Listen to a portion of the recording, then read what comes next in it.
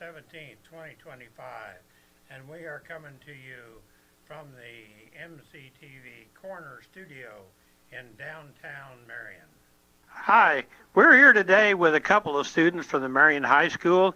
I asked them to come down and just do a little podcast with me, and we're going to talk a little bit about the upcoming play. First off, we got Sara Groening. Hi. How are you today? I'm doing good. Good. Tell us a little bit about yourself and some of the things you're doing in school. Yeah, so I'm a senior here at Marion, and of course I'm involved with the play. I was in the musical. I've been a part of that for 4 years, as well as cheer and softball. And for 3 years I've been a part of singers and forensics, and for 2 years I've been doing Scholars Bowl too. So I'm pretty involved. Well, that's good. Alyera Koehn, tell us about yourself. Yeah, I'm also a senior in high school, and for the last 4 years I've been in the musicals and the play this year. I've been in forensics the past 4 years, singers the past 4 years. I have been in art club for the past 4 years, so I tend to stay pretty committed to the group of things that I do. So yeah. Okay, I want to talk to you a little bit about this musical comedy. Can you guys tell me why it's a musical comedy? Yeah. So in the play, they're going to be putting on or casting for a musical comedy, which is as opposed to a musical drama. Yeah. Which yeah. would be it sounds like serious. it should be a drama or a mystery deal or something when you say murders of the 1940s. It's really funny though. Yeah, they're basically, so the point is, so they've brought together this creative group and this group of actors, and they're doing what's called a backers audition. So a backers audition is when they bring in people to just test out and see if something could become actual on-stage production. And so they've brought this group together, but there's an ulterior motive to bringing this group together, which is where the murder part comes in. Oh. Yeah, so overall the play is a comedy with a little smidge of drama in it, you know. It's quite lighthearted though for how many murders are in there. Yeah. Okay, tell me a little bit about this play. How many people do you have? How many actors are there? And what's it? How many take to do all the background stuff? You know, the costumes and the makeup and everything. So we have 11 people in our cast, which is actually a relatively smaller cast compared to some plays, and especially small compared to musicals. Mm-hmm. But that's just the onstage people, the people who are backstage doing things. When they say it takes a village to do things, it quite literally takes a village to put on a production. And yeah, we're so thankful for our tech crew, like the guys in the light booth and doing all the sound system, and we've had some seniors that have stuck with set crew pretty regularly, so they're pretty knowledgeable on what to do. And Yeah, because when you have the young people, look up there. When you have the younger people that's doing, they don't know exactly how it's been done in the past, and probably your seniors, they've been there 4 years, and so they know kind of what to do, and it makes it a lot easier to just have those background people really know what they're doing. Yeah, this year, because we've had so many seniors in it, we've recruited as many people from the younger classes to try to teach them how to take over some of that stuff. So we have our stage manager, but then we have a younger person who's shadowing our stage manager, so that way they can eventually take over for them to make sure that they know how to properly run the shows, because I don't think we could have done it without a stage crew, or our lights, sounds, hair, makeup, costumes. We couldn't do it without any of them. Yeah, because you guys would be doing everything, trying to do, and it'd make it really difficult for you to do a show. So, yeah. Okay, could you tell me just a little bit about your practices? I know that it takes a lot of practicing, and I think when I talked to Megan, she said you guys were going in at 6 o'clock in the morning. Is that right? 6:30, yeah. Yeah, So 6:30. 30 minutes later, Yeah. you get a little bit of sleep. Yeah. And how long do you practice then? We go from, in the morning rehearsals, we go from 6:30 to 7:45, and then we have evening rehearsals a few days a week, and those are anywhere from 6 to 8 or 9, and then 4 to 7. Oh, gosh, that's a lot of time. Yeah. When did you start this play? How many weeks ago have you been doing this now? We started right when school got back from Christmas break. We auditioned the last Right day before. before we went to Christmas break, and then we got the cast list over Christmas break, and then we started the day we got back. Okay. So we've been doing this for a few weeks now. Yeah. I want to ask you here. I asked her to give me a couple kids that are in the play, and I got some pictures too. So, can you tell me a little bit about these two pictures here? Okay. Oh wow, there's a lot going on here. Yeah. Well, see, I've got a gun there in my belt loop. I noticed that. Yes. So you must be the naughty girl. Not really. So there is a plot twist at the end. Would you like me to spoil it? Oh no, we better not do that. People watch this and then they won't even want to come to see the play. Oh, you're Yeah, right. Yeah. So we don't want to do that. But I thought that was kind of a neat picture there. Yeah, let's just say Sarah's character has many Layers. that Like you an don't see onion. at the very beginning.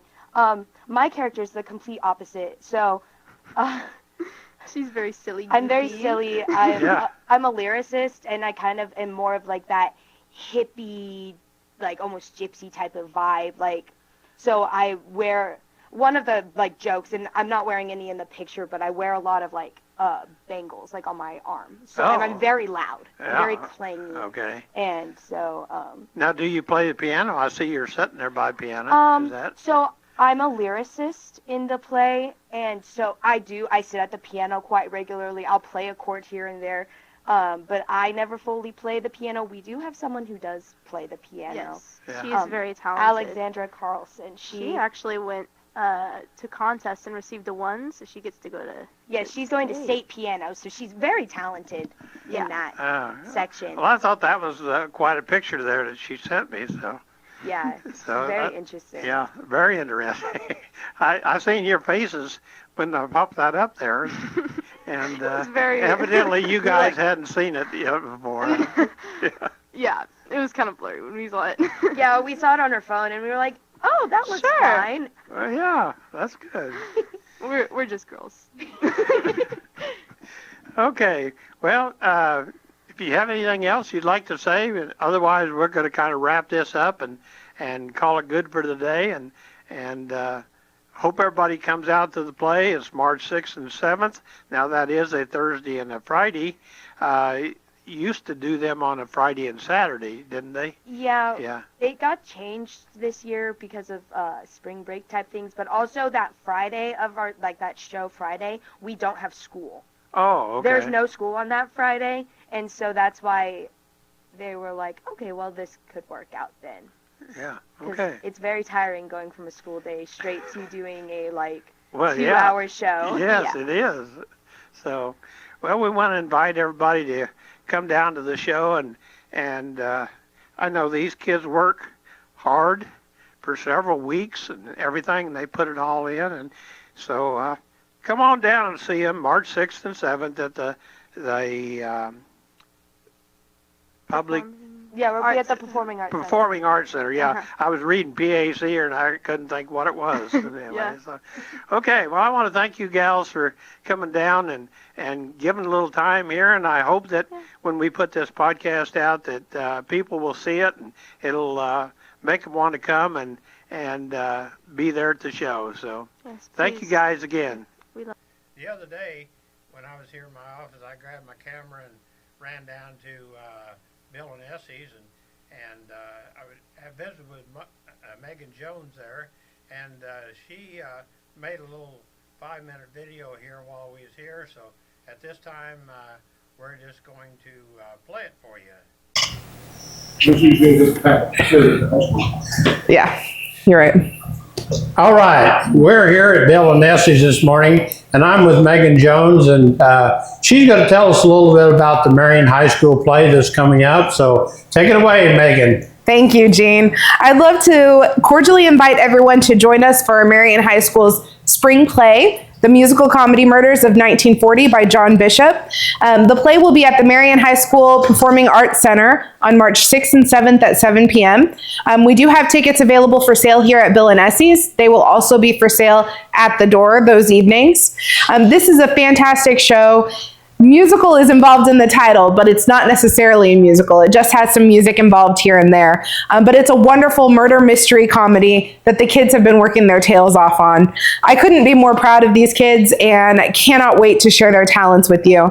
It's always difficult when you have a rebuilding year. They have to get used to a new person, and I have to figure out how to work with these kids. But these kids have not even slowed down. They have taken everything in stride. They have been doing 6:30 in the morning rehearsals as well as evening rehearsals amongst all of the other activities and sports that they're involved in.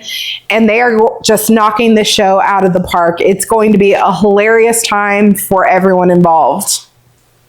Do you think that this is going to be a play because has this the first time that you've done a play here at Marion? I did direct the fall musical Once Upon a Mattress, so this will be my second high school show here in Marion. And then we were able to resurrect the Children's Theater over the last summer, and we'll be bringing that back again this summer. So we're getting ramped up to really have a history, a culture of excellent theater here in town, and it's going to be amazing. You had a pretty good turnout at the summer theater, didn't you? We did have a pretty good turnout for the summer theater. We had, I think it was about 20 kids involved in the production, and that's not counting the high school helpers who were amazing. And we had a good turnout, a good crowd for it as well. I would say our crowd for the fall musical was wonderful also. Okay. Well, we want to thank Megan for doing this. You'll see this on a podcast that I have a couple of kids coming in from the play, and they're going to do a little podcast, and this will be just a reminder, a double reminder, that you need to get out and go see this play. It sounds like it's going to be really great. Oh, it's going to be a hoot. Everybody will love it. Yeah. Well, thank you, Megan, and we'll see you at the play. Sounds great. Thank you. Well, that wraps up this podcast for this time. I hope that you got some information about it, and they said just enough to make you want to come and see the show on March 6th and 7th. This is my contact information. If anybody out there has a newsworthy story or something and wants to contact me, you can either call or text me or use my email account. And that's one thing. If you're watching this podcast right now and you have not subscribed to our channel, we appreciate it if you do. We have over 1,000 followers, and we would like to get that number up into the millions. Oh, well, maybe not quite in the millions, but if you just go and if you're watching this, just go and push on this button right here, the subscribe button, and then every time we do a podcast, or we're going to be starting a new newscast, hopefully, then you will get a notification that something has been posted. So we just want to thank you and hope everybody be safe and drive carefully.